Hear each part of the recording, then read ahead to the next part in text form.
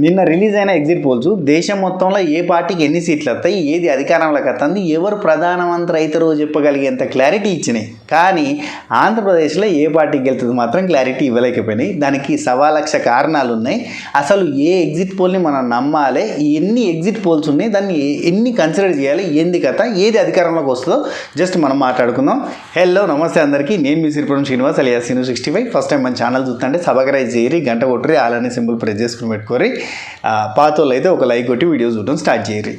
చలో, యాక్చువల్లీ ఏపీలో ఎందుకు ఆ కన్ఫ్యూజన్ అంటే, మనకి ఉన్న ప్రింట్ మీడియా కావచ్చు, లేదంటే ఎలక్ట్రానిక్ మీడియా అంటే టీవీలు కావచ్చు, పేపర్లు కావచ్చు, ఎట్లున్నాయంటే నీ పేపర్ నీకే, నా పేపర్ నాకే, నీ టీవీ నీకే, నా టీవీ నాకే.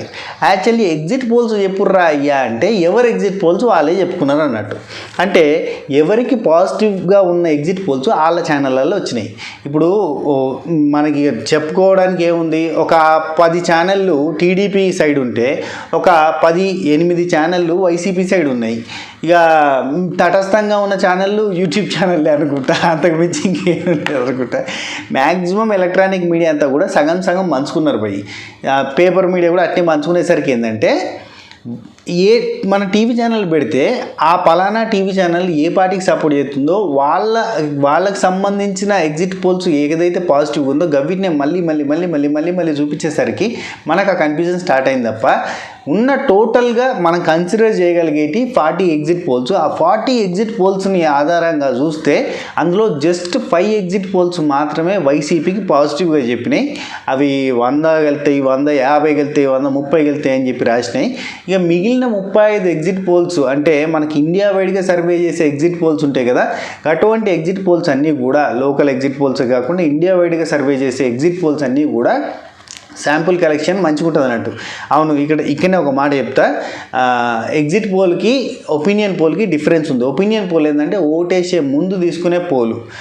అంటే ఒక ఎలక్షన్ ఇంకా వారం రోజులు ఉంది, 10 రోజులు ఉంది అనగా మనకు ఫోన్స్ వస్తూ ఉంటాయి. పోయినసారి గవర్నమెంట్ మంచిగానే ఉందంటారా, ఏంది మీకు ఏమైనా ప్రాబ్లమ్స్ ఉన్నాయా మీ కాన్స్టిట్యున్సీలో, ఇట్లాంటి చిన్నగా జస్ట్ డౌట్ లాగా కాల్స్ రావడము, లేదంటే డైరెక్ట్గానే మీరు ఎవరికి ఓటేద్దాం అనుకుంటున్నారు, ఈసారి ఎవరు గెలుస్తారు అనుకుంటున్నారు, ఇట్లాంటి క్వశ్చన్లు అడగడం ఉంటుంది.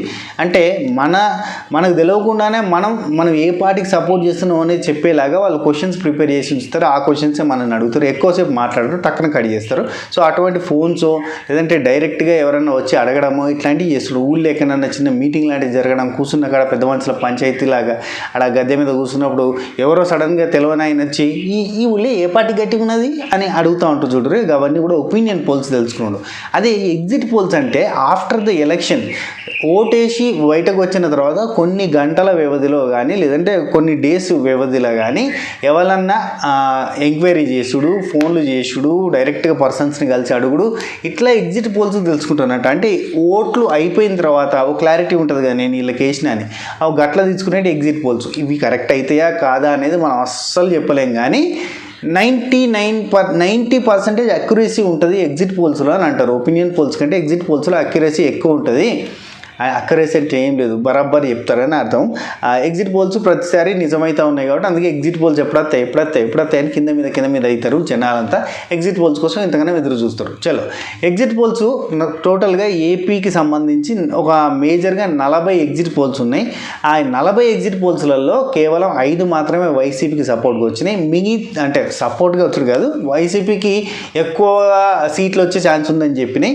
ఇక మిగిలిన 35 ఎగ్జిట్ పోల్స్ కూడా, ఇవి నేషనల్ వైడ్గా ఎగ్జిట్ పోల్స్ తీసిన ఎగ్జిట్ పోల్స్ కూడా TDP, JSP Janasena party and అలాగే బీజేపీ, ఈ మూడింటికి సంబంధించిన అలియన్స్, అదే కూటమి ఉంది కదా, ఎన్డీఏ కూటమిలో భాగం అనుకోర్రి. ఈ కూటమికి 100+ అంటే రకరకాలుగా ఉంది. కొన్నిట్లో 110 చూపిస్తారు, కొన్నిట్లో 120 చూపిస్తారు, కొన్నిట్లో 96 చూపిస్తారు, 97 చూపిస్తారు. టోటల్గా ఇండివిజువల్గా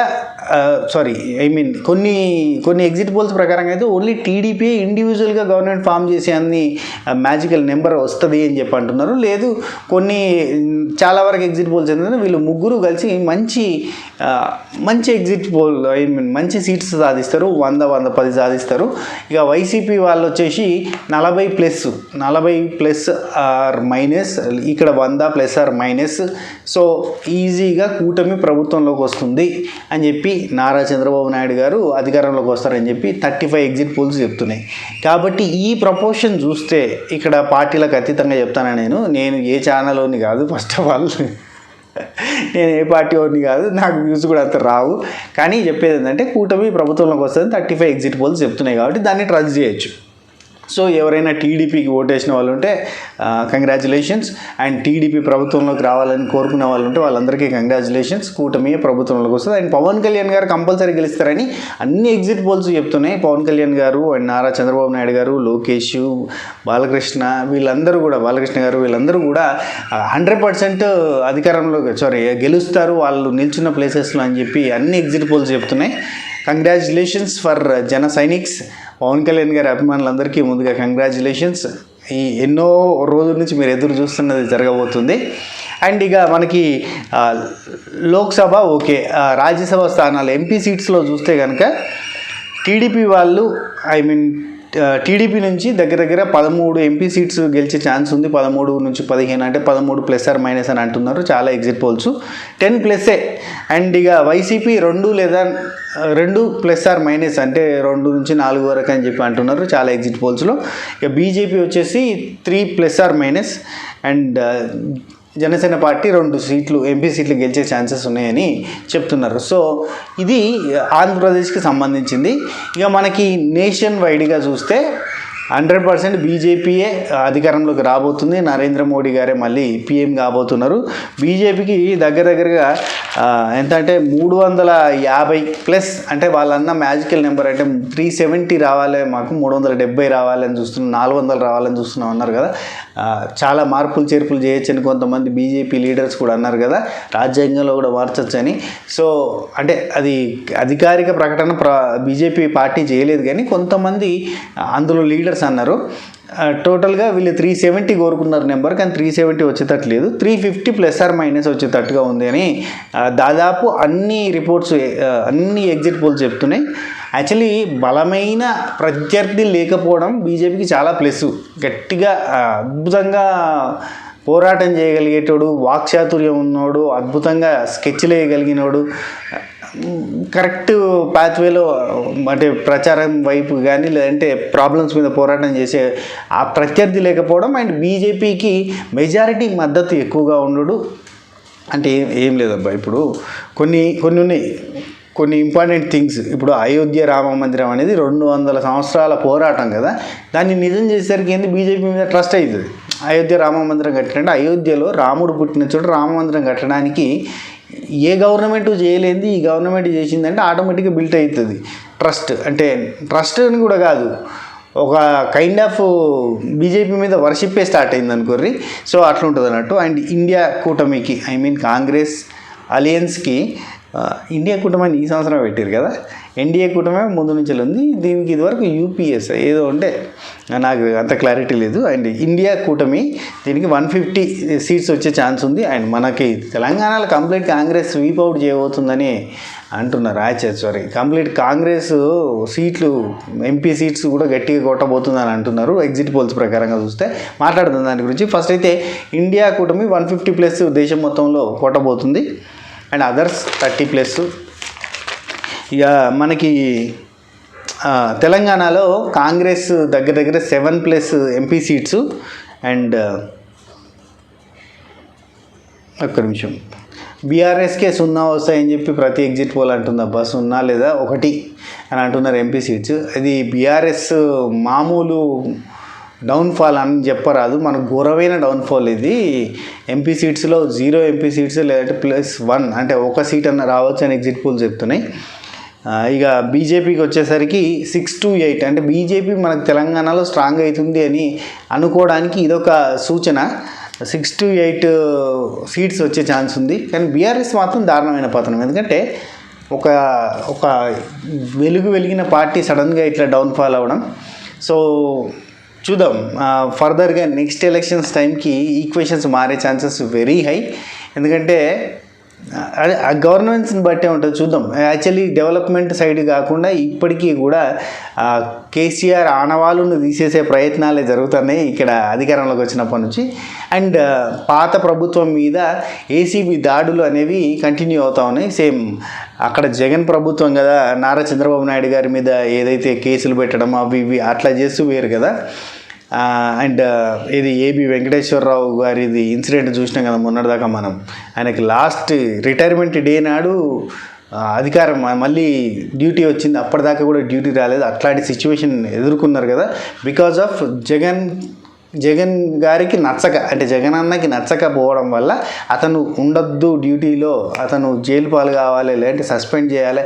జైలు పాలు అని కూడా కాదు, సస్పెండ్ చేయాలి, అతను మళ్ళీ యూనిఫామ్లో అతను చూడొద్దు అని ఒకే ఒక పాయింట్ మీదకి వెళ్ళి అతనికి ఎన్నిసార్లు పాజిటివిటీ వచ్చినా, ఎన్నిసార్లు హైకోర్టుకు పోతే అతనికి తప్పు లేదు, అతను ఏం ఫ్రాడ్ చేయలేదు, అతను ఎలాంటి కొనుగోలు చేయలేదు, అసలు బడ్జెటే రాలేదు, కొనుగోలే చేయలేదు, అందులో స్కామ్ ఎడికల్ అవుతుంది అని చెప్పి హైకోర్టులో వచ్చి, సుప్రీంకోర్టులో వచ్చి, వాళ్ళది ఏంటంటే క్యాట్ అని ఒకటి ఉంటుంది చూడరి, దానిలో వచ్చి ఆ తర్వాత మళ్ళీ జాయిన్ అయితే మళ్ళీ 14 రోజులలో సేమ్ ఇష్యూ మీద మళ్ళీ సస్పెండ్ చేస్తే మళ్ళీ క్యాటు, మళ్ళీ హైకోర్టు, మళ్ళీ పాజిటివ్గా తీర్పు అయినా కానీ మళ్ళీ జాబ్ ఇయ్యక మళ్ళీ తిప్పి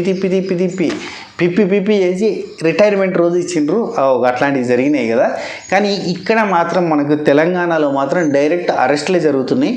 ఆల్రెడీ ఏసీబీ దగ్గర ఎంతమందిని అరెస్ట్, అంటే ఎంతమందిని లైన్ చేసిందంటే, ఒక నిమిషం చెప్తా, రాసి పెట్టా,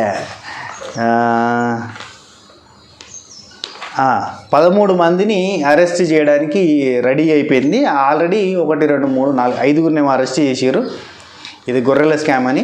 సో ఇలా కాంగ్రెస్ ప్రభుత్వం ఇప్పుడు రేవంత్ రెడ్డి గారి గవర్నమెంటు పాత గవర్నమెంటులో జరిగిన వాటి మీద ఏసీబీ దాడులు అండ్ దాని మీద అరెస్టులు జరుగుతూ ఉన్నాయి.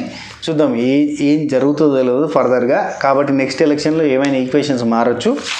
ఇప్పటికైతే ఈ సంవత్సరానికి మనకి బీజేపీ, అంటే ఈ 5 ఏళ్ళకు గాను బీజేపీ గవర్నమెంట్ ఉండబోతుంది. ఆంధ్రాలో 99% కూటమే రాబోతుంది. ఎందుకంటే 35 ఎగ్జిట్ పోల్స్ చెప్తున్నప్పుడు అది జరిగే chances are very high. 5 exit polls నమ్ముతామా, 35 ఎగ్జిట్ పోల్స్ నమ్ముతామా, ఇండియా వైడ్గా చేస్తున్న వాటిని నమ్ముతామా, ఏపీ తెలంగాణలో చేస్తున్న వాటిని నమ్ముతామా అంటే ఖచ్చితంగా ఇండియా వైడ్గా చేస్తున్న వాటిని అండ్ స్ట్రాంగెస్ట్ 35 పోల్స్ని మనం నమ్మాల్సి వస్తుంది. కాబట్టి కూటమి గవర్నమెంట్లోకి రాబోతుంది. అండ్ వైసీపీ అభిమానులు ఆర్ జగనన్న అభిమానులకి కొంత నిరాశ కలిగే ఛాన్సెస్ ఆర్ వెరీ హై. ఇక రేపైతే తెలిసిపోతుంది అనుకోని ముచ్చట. ఇది ముచ్చట. ఈ వీడియో నచ్చిన వాళ్ళు లైక్ చేయండి, షేర్ చేయండి, కామెంట్ చేయండి.